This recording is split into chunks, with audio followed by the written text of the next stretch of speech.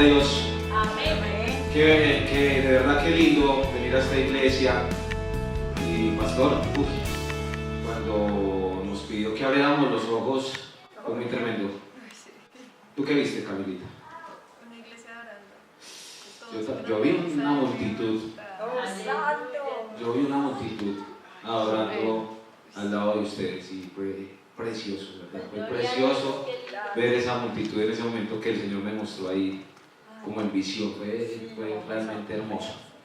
Y eso pues obviamente nos demuestra que el Señor está con nosotros. Amén.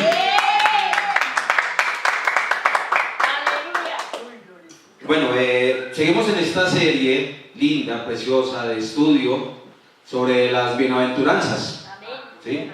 Hace 8 días hablábamos sobre bienaventurados los de limpio corazón, porque ellos verán a Dios. Ese es el versículo 8 del capítulo 5 de Mateo. ¿Sí? Esa cita, estamos tomando esa cita como referencia. Capítulo 5, en donde Jesús da todo el discurso del monte o el sermón del monte e inicia con las bienaventuranzas. Hoy continuamos en esta serie con el versículo 9 del capítulo 5, y este versículo dice: bienaventurados los pacificadores, porque ellos serán llamados hijos de Dios. ¿Serán qué? Serán llamados hijos de Dios. Para iniciar, hablemos del significado de paz y algunos elementos que se relacionan con el concepto, ¿sí? En la sociedad, cómo se entiende ese concepto. Según el diccionario de la Real Academia de la Lengua Española, la paz se define como, número 1, situación en la que no existe lucha armada en un país o entre países. 2, relación de armonía entre las personas sin enfrentamientos ni conflictos. 3, acuerdo alcanzado entre las naciones por el que se pone fin a una guerra. 4, ausencia de ruido o ajetreo en un lugar o en un momento. Y 5, estado de quien no está perturbado por ningún conflicto o inquietud. Tremendo, ¿no? Porque pues vemos varias definiciones que tienen que ver con situaciones en las que no hay conflicto, en las que se logra un acuerdo entre países, entre naciones, para poner fin a una guerra, o también pues entendiéndolo como la paz de un momento en donde no hay ruido, no hay algarabía, no hay ajetreo, ¿sí? O el estado en que podemos estar en quietud. Así lo define el diccionario. Por otra parte, sabemos que a nivel internacional se da un reconocimiento por los esfuerzos en materia de paz, ¿sí? Este es el famoso Premio Nobel. El Premio Nobel de Paz es uno de los 5 premios que fueron instituidos por el inventor e industrial sueco Alfred Nobel o Alfred Nobel. Este reconocimiento se otorga a las personas u organizaciones que hayan trabajado mejor o más a favor de la fraternidad entre las naciones, la abolición o la reducción de los ejércitos existentes y la celebración y promoción de procesos de paz. Esto según el testamento del propio Alfred Nobel, quien donó toda su fortuna para la celebración de este evento. A la fecha, el premio se le ha otorgado a 98 personas y 20 organizaciones desde el momento de su creación en 1901. La Cruz Roja Internacional, Comité Internacional de la Cruz Roja Internacional, lo ha recibido 3 veces. Y la Oficina del Alto Comisionado de las Naciones Unidas para los Refugiados lo ha recibido 2 veces, la ACNUR. Otros ganadores reconocidos de este premio, ya los vamos a mostrar aquí en pantalla, aquí con el problemita técnico, ya lo vamos a mostrar. Bueno, en 1906 tenemos la ACNUR, que es la Oficina del Alto Comisionado de las Naciones Unidas para los Refugiados, lo ha recibido 2 veces. Otros ganadores reconocidos fueron un presidente de los Estados Unidos, Theodore Roosevelt, en 1906, Después George Marshall, quien fue quien creó el Plan Marshall para la reconstrucción de Europa después de la Segunda Guerra Mundial. Él lo recibió hacia 1946. Después, en 1990, Mikhail Gorbachev, quien pues, fue un líder de la antigua Unión Soviética y quien dio todo el proceso de apertura de la Unión Soviética hacia el mundo capitalista con la llamada perestroika. Después, en 1992, viene Rigoberta Menchú. Estoy sacando uno de los personajes más destacados, porque pues eso se otorga año tras año, ¿sí?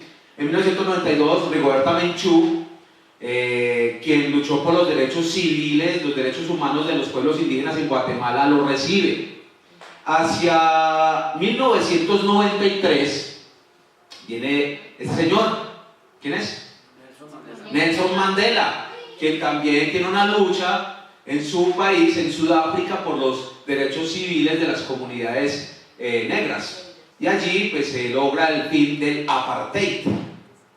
Después, hacia el año 2002, Kofi Annan, quien fue un gran promotor de los derechos humanos en Ghana, en su país también, en África, país de África, Ghana, obtiene el reconocimiento por sus esfuerzos en pro de los derechos de las minorías en ese país. Hacia el 2010, Barack Obama, presidente o expresidente de los Estados Unidos, obtiene el premio por sus esfuerzos en la diplomacia internacional.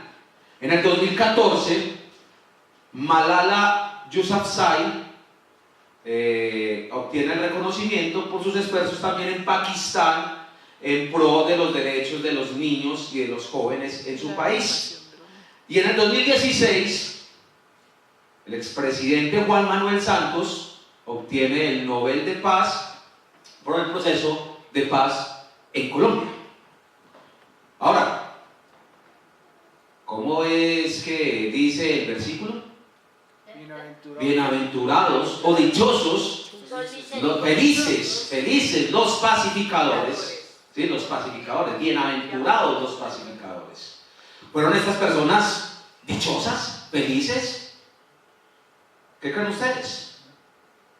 Siendo pacificadores, habiendo recibido el premio Nobel de Paz. Sí, efectivamente, claro. Personas fueron felices. Claro, ya que estamos hablando de que les dieron un reconocimiento mundial, ¿sí? Por sus esfuerzos en pro de la defensa de los derechos. Además, les cambió la carita porque a cada uno de ellos les dieron $3 millones. Y eso efectivamente le cambia la sonrisa a cualquiera, dibuja una gran sonrisa en el rostro de cualquier persona, ¿o no, mis hermanos? Claro que sí, ¿cierto? Exacto. Sí. Fueron felices, estuvieron felices al recibir el dinero y el reconocimiento mundial. Pensemos en algo, amados hermanos y hermanas. Si estas personas hicieron grandes esfuerzos en materia de paz, entonces, ¿cómo concebir a un cristiano que no sea un pacificador si tenemos el mayor referente de la paz, a Jesucristo? ¿Cómo concebir a un cristiano que no sea un pacificador? ¿Cómo lo concebimos? Pues esto, si le damos respuesta a esto, si pensamos en esto, la respuesta es bastante contradictoria. ¿Cierto que sí? La respuesta es muy contradictoria. Pues es que Cristo ¿a qué vino? O Cristo, ¿cuál fue el ejemplo que dio, que entregó? El ejemplo de Cristo fue el traer la paz y la justicia de Dios, quien es el único que provee de paz a la humanidad. Miremos en Isaías 9:6. Isaías 9:6 dice: porque un niño nos es nacido, hijo nos es dado, y el principado sobre su hombro, y se le llamará su nombre admirable, consejero, Dios fuerte, Padre eterno, príncipe de paz. Príncipe de paz. Hechos 10:36 dice: Dios envió mensaje a los hijos de Israel anunciando el evangelio de la paz por medio de Jesucristo. Este es Señor de todos. Y Colosenses 1:20 nos dice: y por medio de Él, hablando de Jesús, reconciliar consigo todas las cosas, así las que están en la tierra como las que están en los cielos, haciendo la paz mediante la sangre de su cruz. ¿Qué vemos ahí entonces? La paz. Entonces entendamos cómo es la paz de Dios. Aquí nos hablan estos versículos de paz. ¿Y cómo es la paz de Dios? Entendamos cómo es la paz de Dios. A la luz de las Escrituras debemos notar que difiere mucho del concepto humano de paz. Este conflicto entre las concepciones se da primeramente porque nosotros no alcanzamos a ver todo el panorama completo de lo que hace Dios en materia de paz. Y en segundo lugar, porque no somos verdaderos proveedores de paz, dada nuestra propia naturaleza, que busca siempre ¿qué? Satisfacer su propia necesidad. Miremos entonces aquí 5 aspectos. Yo voy a resaltar 5 aspectos porque son muchos, pero 5 aspectos de lo que nos permite entender cómo es la paz de Dios. Número 1, es incomprensible. El ser humano no puede limitarla ni entenderla. Solo podemos ¿qué? Aprovecharla, recibirla. Pero tratar de entenderla, no. Miremos lo que dice Filipenses 4:7. Dice: y la paz de Dios, que sobrepasa ¿qué? Todo entendimiento. Mire, ¿por qué es incomprensible? Porque sobrepasa todo entendimiento. Bótele cacumen, ¿cierto? Bótele cacumen para entender cómo es la paz de Dios. Sobrepasa todo entendimiento. Sobrepasa, está más allá de todo entendimiento. Esta paz guardará ¿qué? Nuestros corazones, o sea, vuestros y mío, nuestros corazones y vuestros pensamientos ¿en quién? En Cristo Jesús. Por lo tanto decimos, esta paz es incomprensible. Número 2, la paz de Dios es verdadera. ¿Es qué? Verdadera. ¿Por qué es verdadera? Porque no es parcial, no está parcializada, no está allí como inclinada hacia un lado, hacia el otro. No, es verdadera, es objetiva, es contundente, actúa de manera contundente en la vida del creyente. Miremos lo que dice Juan 14:27. Dice: la paz os dejo, mi paz os doy. Yo no os la doy como el mundo la da. No se turbe vuestro corazón ni tenga miedo. Él no nos da la paz como el mundo la da, porque el mundo la da de manera parcializada, condicionada. Cuando se firman estos acuerdos entre los países, los armisticios o en el proceso de paz, se ponen condiciones. ¿Qué hizo Juan Manuel Santos con la guerrilla? Un pacto de condiciones. ¿Qué hicieron después de la Segunda Guerra Mundial los países? Un pacto de condiciones, el famoso Pacto de las Naciones. Y de ahí después sale una de las instituciones que hablamos, la ONU, las Naciones Unidas. Siempre el mundo está dando la paz con condiciones. Ah, bueno, seamos amigos, entre tanto, tal cosa. Sí, claro, entre tanto usted haga esto y yo cumpla con lo otro. Jesús no nos brinda la paz de esa manera. Él no la da como el mundo la da. Y nos digo, tranquilos, no se turbe su corazón, ni tengan miedo. Tercer aspecto de por qué la paz de Dios es diferente, cómo entenderla. Esa paz de Dios es santa. ¿Es qué? Santa. Santa. Porque nos mantiene alejados del pecado y de la maldad.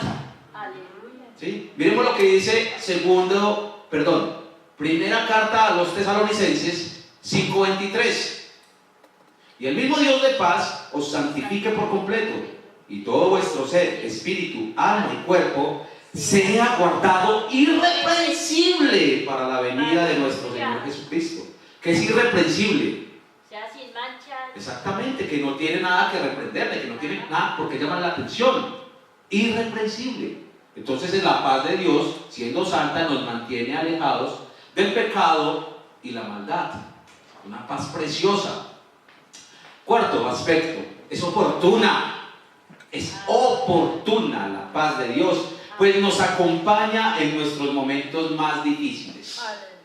Cuando estamos tristes, cuando estamos cansados, cuando estamos abatidos, cuando estamos alegres, cuando estamos victoriosos, eufóricos. Es oportuna la paz de Dios. Segunda carta a los Tesalonicenses 3:16 dice: y el mismo Señor de paz os dé siempre.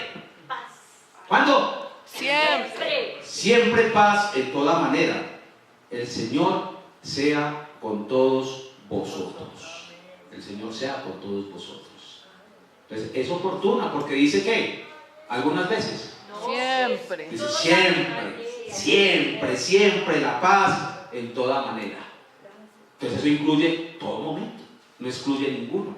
Y quinto aspecto para entender, que yo señalo acá, entender la paz de Dios, decimos que la paz de Dios es justa. Aleluya. Amén, aleluya. Es justa, porque retribuye el daño causado por todas las transgresiones hechas. Paga, retribuye el daño causado. Miremos lo que dice Mateo 10:34. No penséis que he venido para traer paz a la tierra. No he venido para traer paz sino espada. Un momento. ¿Espada? El Señor vino a traer espada. ¿Cómo así? ¿Cómo así que vino a traer espada? ¿Qué significa esto? ¿Cuál espada? ¿Cuál espada? ¿Cuál espada? Ah, muy bien. Denme una fuerte aplauso a Dorita, por favor. La espada de la palabra. El Señor vino a traer la espada de su palabra. Por lo tanto, es justo que Él se pronunciara ante tanta injusticia. El Señor no se queda callado frente a la injusticia. Y por lo tanto no vino a traer simplemente ahí un apartar. Ay, bueno, sí, apártese usted por aquí y usted por allá. No, vino a traer justicia. Y dijo: yo no vine a traer paz sino espada. ¿Cuál espada? Miremos Efesios, carta a los Efesios 6:17. Él nos dijo: y tomad el yelmo de la salvación y la espada del Espíritu, que es la palabra de Dios. ¿Cuál es la espada del Espíritu, Javier Esteban? La palabra de Dios. Todo ese capítulo es precioso, ¿no? Tomen el yelmo de la salvación, el escudo de la fe, ¿cierto? El apresto del Evangelio, la armadura de Dios, ¿cierto? La armadura de Dios. Claro. Cinturón de la verdad. Tremendo. Hebreos 4:12 dice: porque la palabra de Dios es viva y eficaz, y más cortante que toda espada de los filos, y penetra hasta partir el alma y el espíritu, las coyunturas y los tuétanos, y discierne los pensamientos y las intenciones del corazón. Entonces esa espada de Dios de doble filo, ¿no? Cuando vi por primera vez, me imaginé el tema, o sea, cuando escuché por primera vez esta palabra que decía espada de dos filos, inmediatamente empezó a volar mi imaginación con la famosa espada de dos filos. Entonces yo como que me remití a esas películas de guerra, ¿sí? Donde entra esa espada y al sacar pero un chorrero de sangre más tremendo, porque como tiene dos filos, entra y corta, y cuando saca otra vez desgarra. Una cosa tremenda. Y pues fíjense lo que dice acá: entra hasta ¿qué? Partir el alma y el espíritu, las coyunturas y los tuétanos. O sea, imagina una espada que entra hasta el hueso y lo rompa. Uf. Sí, claro, es una acción violenta, ¿no? Yo me imagino una acción violenta. Pero esta es más violenta. La acción de la palabra de Dios es más violenta. Porque saca todo, exactamente. saca todo, entra hasta partir el alma. Cuando a ti se te quebranta el alma con una palabra. Wow. Es precioso, es tremendo el que se te parta el alma y que además discierna esos pensamientos en cuanto a esas palabras que te habla Dios. Apocalipsis 2:16 dice: por tanto arrepiéntete, pues si no, vendré a ti pronto y pelearé contra ellos con la espada de mi boca. Y Apocalipsis 19:15 dice: de su boca sale una espada aguda para herir con ella a las naciones, y él la regirá con vara de hierro, y él pisa el lagar del vino del furor y de la ira del Dios Todopoderoso, con la espada de su palabra, la espada de su boca. Tremendo.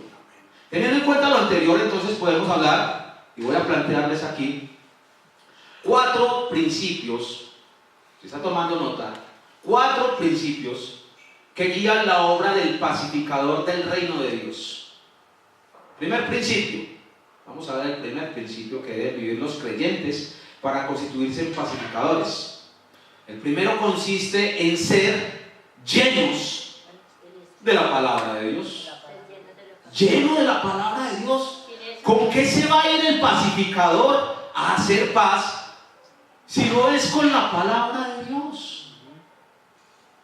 Por tanto, el primer principio es ser lleno de la palabra de Dios. Ese ejercicio que hacemos acá es muy lindo, que no hemos como vuelto un poco a practicar en los últimos días, pero que sí repetitivamente, sistemáticamente hacemos en la escuela, de memorizar versículos para ser llenos de la palabra de Dios. Miremos lo que dice Proverbios 35. ¿Proverbios qué? 35. Dice: toda la palabra de Dios es limpia. Él es escudo a los que en él esperan. Entonces toda la palabra de Dios es ¿qué? Limpia. Muy bien. Segunda carta a Timoteo, capítulo 3, versículo 16. Eso no lo sabemos, ¿no? Toda la escritura Es inspirada por Dios y útil para enseñar, para redarguir y para corregir en justicia. Muy bien. Toda la escritura es inspirada por Dios. La inspiración de la escritura, no nos debe caber la duda, de los que se escribió en Génesis hasta Apocalipsis, fue y es inspirado por Dios. Y entonces en este caso nos dice: y útil para enseñar. ¿Con qué va a hablar el predicador? El predicador tiene que hablar con la palabra de Dios. ¿Sí? Hay a veces que uno escucha prédicas que utilizan pocas palabras de Dios y mucha experiencia personal. ¿Sí? No es que esté criticando, pero lo primero que debe haber dentro de una predicación es que palabra de Dios. Palabra de Dios. La experiencia personal debe ser el segundo o tercer aspecto a resaltar, pero el primero y más importante es la palabra de Dios, porque es útil para enseñar. Número 1, para redarguir, para corregir y para instruir en justicia, a fin de que el hombre de Dios sea enteramente preparado para toda buena obra. Sea perfecto y enteramente preparado. Gracias. Perfecto y enteramente preparado para toda buena obra. Romanos 10:17 dice: así que la fe es por el oír, y el oír por la palabra de Dios. Yo admiro mucho a Dorita, porque ella nos ha comentado que tiene sus problemas para leer la palabra de Dios, pero la escucha y la memoriza. Aleluya. La oye, la memoriza, baja su corazón y la dice, la comparte. Es admirable la forma como Dorita vive la palabra, es lindo, y esa es la actitud que debe haber en nuestro corazón: escuchar, creerla y proclamarla. Hebreos 4:12 ya lo leímos, pero aquí miren nuevamente, ¿sí? La palabra de Dios es viva y eficaz, y más cortante que toda espada de 2 filos, y penetra hasta partir el alma y el espíritu, las coyunturas y los tuétanos, y discierne los pensamientos y las intenciones del corazón. Lo habíamos leído, pero aplica también acá, porque con la palabra de Dios es con que me voy yo a ser pacificador.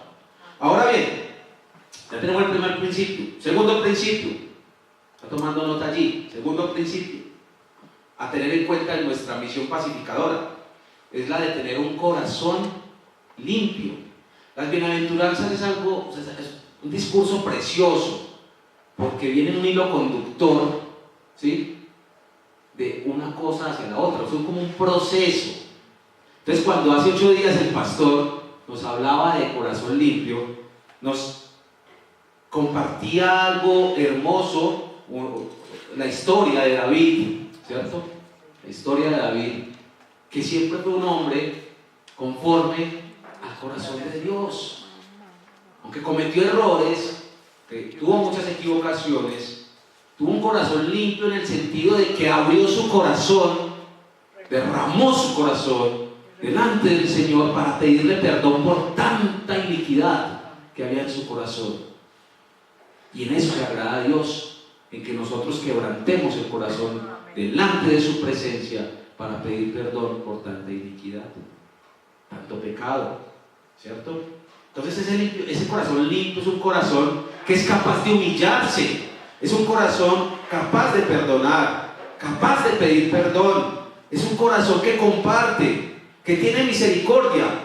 Y también lo veíamos, y esto es una recomendación que hacemos, pues, que vean las charlas del pastor Danilo Montero sobre las bienaventuranzas. Él ahí dice: feliz es aquel que siente empatía, quien abraza la misericordia.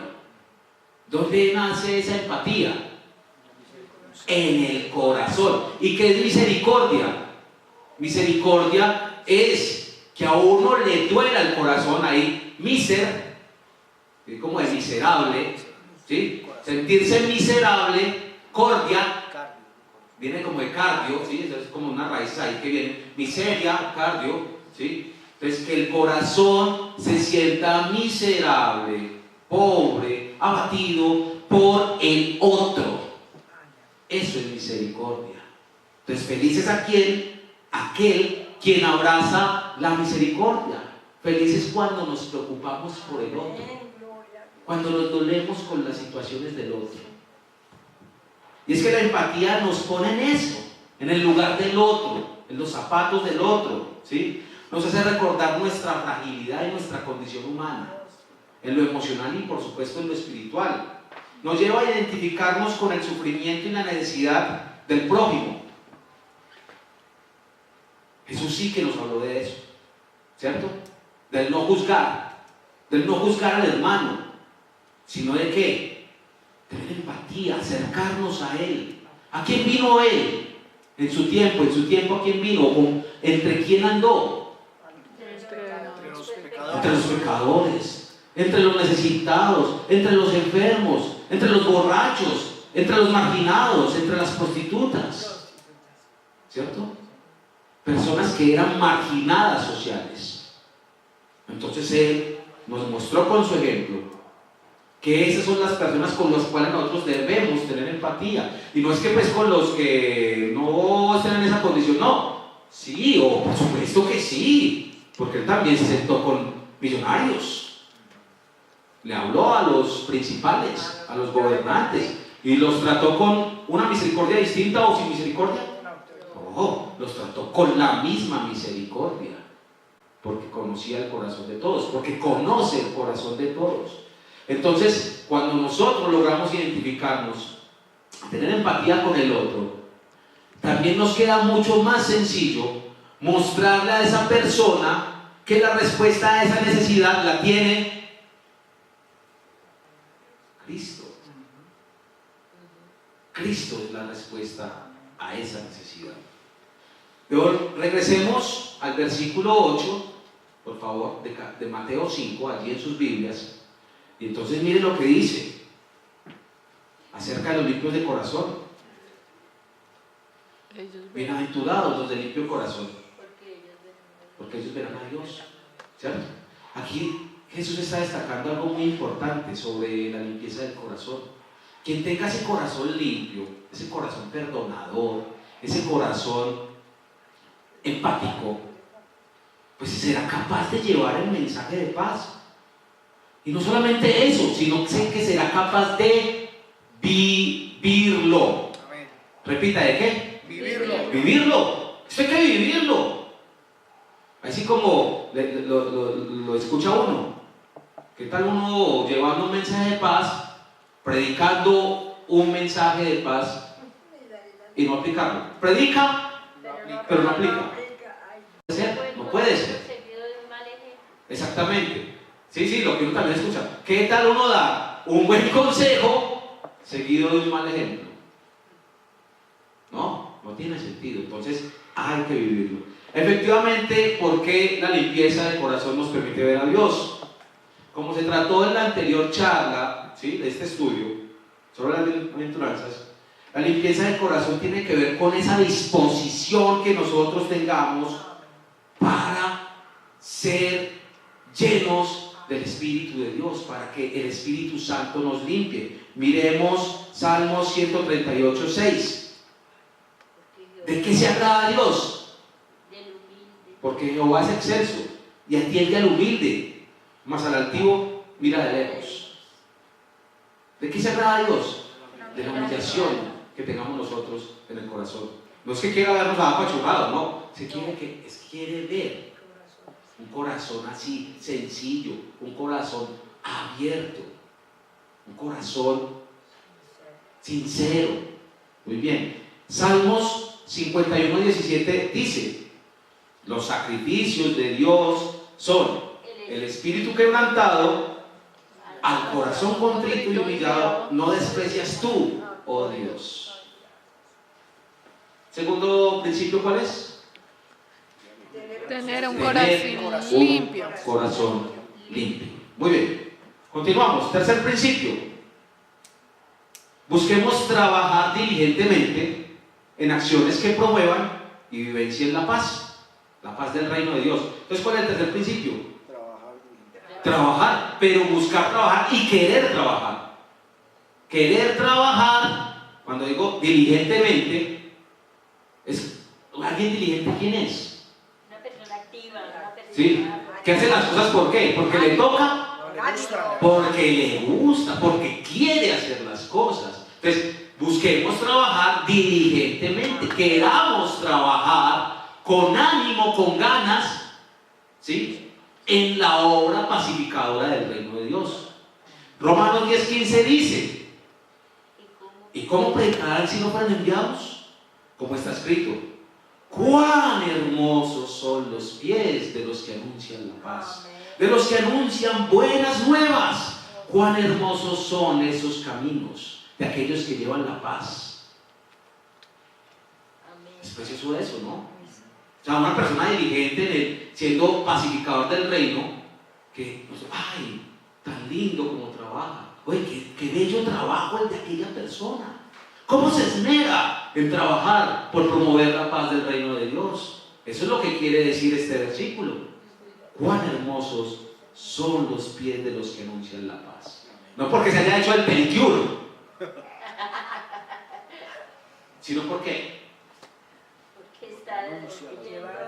exactamente, porque su caminar, su andar, su actuar tiene que ver con anunciar la paz del reino de Dios. Por tanto es hermoso. Romanos 14, 19. Así que sigamos lo que contribuye a la paz y a la mutua edificación. Sigamos eso, lo que contribuye a la paz. Santiago 3:18 dice: y el fruto de justicia se siembra en paz para aquellos que hacen la paz. Trabajar en pro de la paz entonces nos debe llenar de alegría, amados hermanos. Nos debe llenar de felicidad. Por eso seremos llamados bienaventurados, dichosos, alegres los que trabajan en pro de la paz. Por más adverso que sea el panorama, por más duras que sean las condiciones para llevar el mensaje de paz, ¿ustedes creen que, por ejemplo, le fue fácil, tomando nuevamente el ejemplo de Nelson Mandela, ¿ustedes creen que le fue fácil a Nelson Mandela trabajar por la paz en su país? El tipo duró 38 años en la cárcel. 38 años en la cárcel. ¿Sí? Colombia, 58 años de guerra. Y llevamos como 4 años en proceso de paz. Y aún sigue. Y aún sigue. Muchos países, Irlanda, que también tuvo un proceso de paz durísimo, como 10 años. En El Salvador, con la guerrilla, también como 10 años. Entonces, por más adverso que sea ese panorama en donde nosotros estemos, en los contextos donde el Señor nos ha puesto, sí, es que primeramente en los contextos, hablen cuáles contextos, el personal, número 1, el contexto personal, yo tengo que tener paz en mi corazón, número 2, el contexto familiar, paz en mi hogar, número 3, el contexto, ya, pues un poco más en la familia extensiva, ¿sí? Otro contexto que nosotros manejamos, el contexto social, llámese escuela, llámese universidad, llámese trabajo, empresa, ¿sí? Y después los demás contextos, el eclesial, por ejemplo, ¿cierto? El de la iglesia. Entonces, ahí, siendo promotores de paz, pero no hay, es que mi vida tan difícil. No, con alegría, pero la alegría tampoco es, ¡ay, estoy sufriendo todos que no le... No, pues tampoco. Creo que sería uno pues muy hipócrita. Pero con alegría, ¿qué significará eso de tener alegría en medio de esas dificultades? De paz. Es el no renegar. Esa alegría, ese gozo, esa felicidad, es el no estar renegando por esa situación. Recuerda la historia de José. ¿Cuántos años en la cárcel por algo tan injusto? ¿Renegó? No renegó. ¿Se alegró? Se alegró en Dios.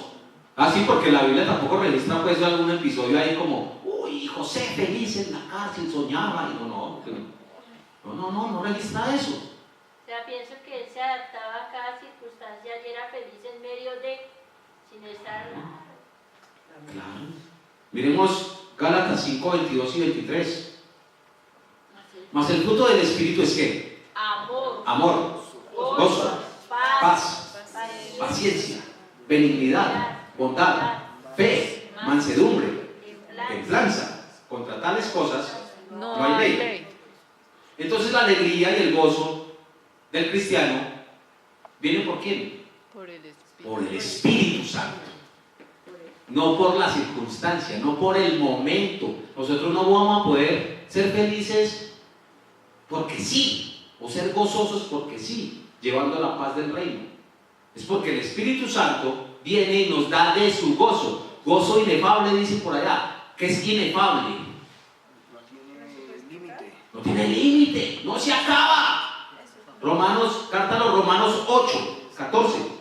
Porque todos los que son guiados por el Espíritu de Dios, estos son hijos de Dios. Y segunda carta a los Corintios 13, 11 dice, por lo demás, hermanos, tened gozo. Sí, eso es tremendo. Pablo cuando hablaba así, cuando escribía así, o lo estaban persiguiendo, o estaba en la cárcel, o ya le habían dado 40 azotes, o ya lo había mordido la culebra, o ya le habían echado veneno en la sopa. Y dice, por lo demás, hermanos, tengan gozo. Imagínense todas esas que pasó Pablo. Persecución, cárcel, veneno, apedreado, lo escupieron, de todo. Tengan gozo, hermanos, tengan gozo. Perfeccionados, consolados y sed de un mismo sentir. Y vivir en paz. Y el Dios de paz y de amor estará con vosotros. Él sabía quién le proveía la paz y el gozo. Pablo lo sabía y por eso se gozaba. Y él no se gloriaba de eso. No, o sea, se gloriaba en Jesús. Sí. Se gloriaba en Jesús. Desde el cepo, escribiendo eso. Un cepo es un hueco por allá, donde los soldados hasta orinaban allá. No, peor, como una madriguera. ¿No? Una madriguera, sí, es una madriguera. Allá lo tenía, desde el cepo. Escribiendo, por lo demás, gócense, alégrense, porque la paz de Dios estará con vosotros. Vamos terminando. Cuarto principio. Recuérdame el tercero mientras tanto ahí. Trabajar diligentemente. Trabajar diligentemente. Entonces el cuarto principio, importantísimo, más importante. Hay un orden, aunque yo lo mencioné en cuarto, lo dejé para que fuera el primero. No apartemos nuestra mirada de Cristo. Sí, No apartemos nuestra mirada de Cristo. o sea, primero y último. ¿Sí o no? Sí, claro. Ese es el orden de las cosas. ¿A quién vamos a mirar? A Dios, ¿A quién miraba Pablo? A Jesús. Jesús, a Cristo. Como ya lo mencionamos, no hay mayor referente en la Biblia y en la historia de la humanidad no hay un mayor referente que Jesucristo. Aleluya. ¿Sino en qué año estamos? 2018. Después de Cristo. No después de Nietzsche. No estamos en el 2018 después de Freud, Ajá. ni en el 2018 después de la Revolución Francesa, ni en el 2015 después de Mahatma Gandhi. No, estamos en el 2018 después de Cristo. Por eso es el mayor referente de la historia de todos los tiempos. Amén. En otras iglesias la gente estuviera ya. Eso en otras iglesias, ¿no? Uno dice eso en otra iglesia y mejor dicho la gente sale dando botes. Ah, no, en esta también. Amén.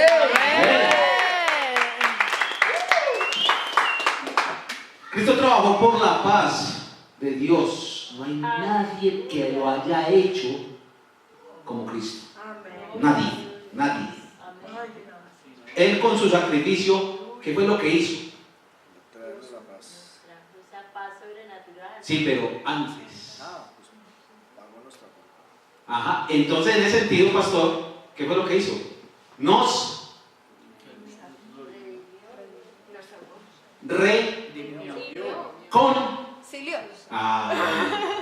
nos reconcilió con el Padre cuando nosotros estábamos ineludiblemente condenados a muerte. Sí, muertos en nuestros delitos y pecados.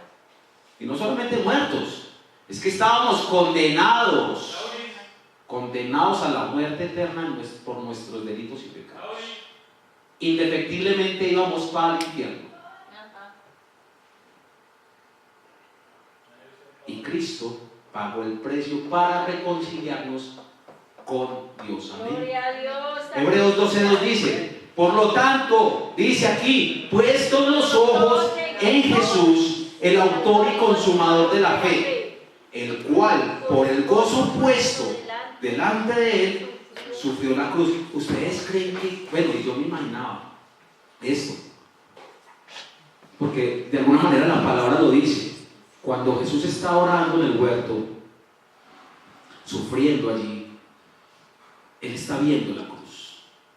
Él está viendo el sufrimiento que va a tener. Porque no era ignorante de ninguna manera de la tortura romana. Una de las peores torturas también en la historia de la humanidad que se han aplicado es la cruz. Una tortura horrible. Es que es horrible. De Corintios 5:19. Que Dios estaba en Cristo reconciliando consigo al mundo, no tomándoles en cuenta a los hombres sus pecados, y nos encargó a nosotros la palabra de la reconciliación. Entonces, hermanos, tenemos el ejemplo y tenemos el ¿qué? El legado. El encargo, muy bien, el legado. Tenemos el encargo de la reconciliación. Por lo tanto, cuando yo decía, mire, lo puse en cuarto lugar, pero esto viene a ser el primero, es porque aquí hay un encargo tremendo para cada uno de nosotros. Jesús se puso de ejemplo, porque en eso hay una diferencia grande, lo hemos aquí también anunciado desde acá, desde este púlpito, en dar el ejemplo y en ser el ejemplo. Amén. ¿Cierto? Amén. Dar un ejemplo es enunciarlo, decir, mire, haga esto, y ser el ejemplo es hacerlo para que el otro lo haga. Para que me imiten. ¿Cierto? Para que me miren, no para que digan, como ejemplo. Yo puse aquí los ejemplos, los puse allá en una gráfica. Sí. a Obama, a Malala, puse un ejemplo. Pero Cristo es el ejemplo, Amén. Amén. es el referente. Es el que Y nos une, tiene, exactamente, y nos tiene un encargo. Aleluya. Nos tiene el encargo de reconciliar, de ser pacificadores. ¿Un pacificador qué hace? Reconcilia. Reconcilia, que donde uno va, la gente diga, wow, llegó alguien que trae paz y tranquilidad a este lugar. Hay oraciones que uno recuerda de la época pasada, ¿sí? Señor, hazme un instrumento de tu paz. Sí. Que donde haya... San Francisco de Asís. Sí, eso sí, San Francisco de Asís. Uno de los Sí. patristas. ¿Cierto? Donde haya odio, ponga amor. Esa oración. Exactamente. Muy bien. Romanos 5:11. Y no solo esto, sino que también nos gloriamos en Dios por el Señor nuestro, Jesucristo, por quien hemos recibido ahora la reconciliación. La reconciliación. En conclusión, amados hermanos, en conclusión, de estos 4 principios que nos ayudan a entender la importancia de la misión pacificadora del cristiano, ¿sí?, en todo tipo de contexto y situación, decimos que estos 4 principios deben ser aplicados, no deben quedar en un conocimiento teórico, sino que deben ser aplicados, lleno de la palabra de Dios, ¿cierto? Número 1. Número 2, ¿qué? Corazón. Tener un corazón limpio. Número 3, Trabajar. querer trabajar en la obra pacificadora. Y número 4, con nuestra mirada puesta en Jesús. Esa es la manera de aplicar esto y desarrollarlo. Esto nos va a dar a nosotros satisfacción por el deber cumplido. Aleluya. El gozo, la dicha, la alegría, la felicidad de vivir una vida con propósitos claros, con recompensas superiores, porque eso va a traer una recompensa aún mayor. Aleluya. Amén. Amén. Amén. Aleluya. Cuando uno dice esto en otra iglesia, la gente brinca, danza. Yo lo hago por Dios. La gente se para y sale a proclamar esto por las calles. Amén. Aquí también. Es una recompensa mucho mayor. ¿Cuál es esa recompensa, amados? ¿Cuál es esa recompensa? ¿Cuál es el galardón que te espera a ti? Pues la vida es Amén. Amén, hija de Dios. Amén, amada hija de Dios. Carmenza, ¿cuál es la recompensa? la vida La vida eterna. Amén, aleluya. La vida Es una recompensa grandísima, un galardón que nos espera. Pero nosotros ahora ya sabemos, y eso te lo ha confirmado el Espíritu Santo, que tú eres un hijo y una hija de Dios. Tú no eres cualquiera. Tú eres un hijo de Dios. Tú eres una hija de Dios. Ya estás reconfirmado en esto porque el Espíritu de Dios mora en ti. Aleluya. Mora en mí. Y esa gracia infinita, esa gracia inagotable que tiene Dios por nosotros, se nos manifestó a nosotros en la persona de Jesucristo.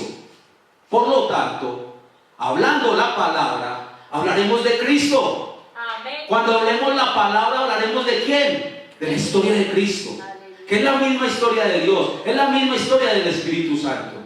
Cuando yo voy a tener un corazón limpio es porque mi corazón se lo tengo abierto a Cristo, porque Cristo es el Rey de mi corazón, porque yo le he hecho trono a Cristo en mi corazón. Cuando yo quiero trabajar diligentemente en la obra pacificadora es porque yo trabajo codo a codo, palmo a palmo con Cristo. Aleluya. Y cuando yo pongo mi mirada en Jesús, sé que Él también tiene su mirada en mí. Amén.